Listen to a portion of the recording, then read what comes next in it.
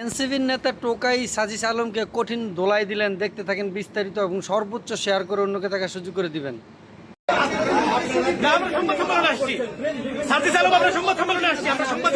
আপনি ক্যামেরা বন্ধ করতে বলতেছেন কেন? ক্যামেরা বন্ধ করতে বলতেছেন কেন আপনারা?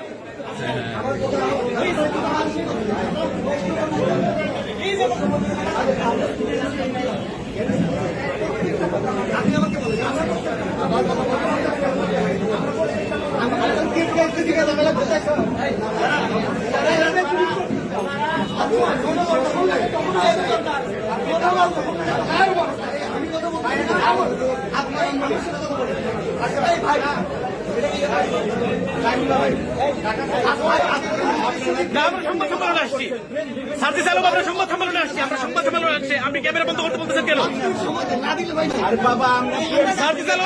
আমরা সংবাদ সম্মেলনে আসছি। আমরা সংবাদ সম্মেলনে আসছি। আমরা সাংবাদিক সম্মেলনে কাজ করতে